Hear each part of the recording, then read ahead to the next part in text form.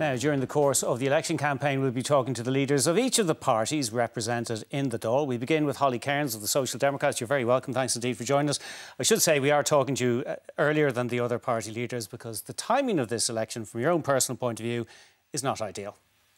It's not ideal. As if my constituency in Cork South-West wasn't competitive enough, and the new role as leader, I have thrown this into the mix as well. So appreciate having the interview early because... Yeah, you're due in 9 days' time, I think, and best of everybody, I'm sure, wish you the best of luck. What are the practicalities of that? Because, I mean, there's an election campaign going on. There could be coalition talks afterwards. We don't know yet. But what are the practicalities of how you manage that? Yeah, so it's a juggling act at the moment. But at the moment, so far, so good. And I feel very grateful to be in a very supportive party. It's the only party that I think has more women than men elected in the country.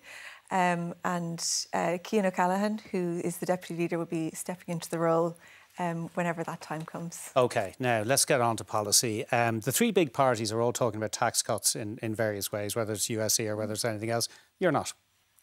No. And I think this kind of approach to politics is something that has always, to be honest, kind of bothered me in Irish politics, where you see people promising, you know, massive tax cuts and investment in public services. This kind of telling people what they want to hear and it being a given that that might not be delivered. And I think people would like a new style of politics, a different approach, where you know exactly where you stand with a political party when the polling stations are closed, when your vote is cast. What are they actually going to do afterwards? We want to be very clear with the public that our priority is that investment in public services, giving people back a few euro of their own money, be it through a tax cut or a one-off payment. These are things that evaporate fast, and to actually bring down the cost of living for people, we would invest in what's important, in public services, in health, in housing, in affordable housing, crucially, in climate action, childcare, disability services. And I think there's a huge underestimation of the electorate that they'd like something a bit more straight up, that they know where they stand and they're not being kind of overpromised and constantly under-delivered. OK. One of the red lines you set out for government is you want a full Cabinet Minister for Disability. Now, there is a Minister at Cabinet with responsibility for disability, Roderick O'Gorman.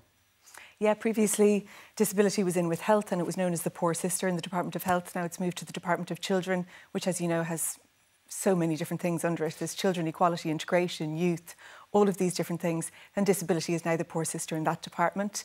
And what we see, David, is, you know, there is a massive disconnect in this country because we have, you know, nearly full employment, 500,000 adults living in their childhood bedroom, record budget surpluses and somehow threadbare disability services. Why do we have threadbare disability services in a country that can afford to do better? Because there hasn't been the political will to address it. So we think a senior ministry for disability would bring that political weight to finally provide the services that, by the way, people have a right to. OK, but in order to make room for Minister for Disability, you're going to downgrade the standalone Department of Higher and Further Education, and universities would argue that that has made a real difference for them and now they are going to lose out. So our deal breakers, Senior Ministry for Disability being one of them, 50,000 affordable homes, the fully accelerated implementation of Sláinte Care, these are deal breakers for us. How they're done, we know, is up to negotiation. A programme for government, you have to be reasonable about these things. And like, this is the first election where no party is contesting enough candidates to have a majority government. So we know there's going to be negotiations and compromise about how this is done. There's only 12 ministries, so we're suggesting that maybe higher education going in with education. That makes quite a lot of sense. There's other departments that people, you know, can view as could go back in together. For example, deeper, going back in with finance. There's things like that that could be done. That's one of the suggestions. OK. On housing, you have this proposal to zone land with, as I understand it, a cap on the price of houses that would be built on that land or the rent paid. How does that work? So for the best way to deliver, and this is the key thing, because in the heart of the housing crisis is an affordability crisis. So a deal breaker for the Social Democrats is the delivery of 50,000 affordable homes. How do you do that? At the moment, the only way that houses are being delivered at an affordable price is through the not-for-profit housing bodies and local authorities. So our plan is to directly target funding there, using the Land Development Agency, giving them the powers to CPO land and zoning that for affordable housing. So that ensures that it doesn't kind of disproportionately increase in value, which is what we constantly see, and that homes can be delivered at that affordable rate. Yeah, but to be a cap on how much those houses could be sold for later, is that it?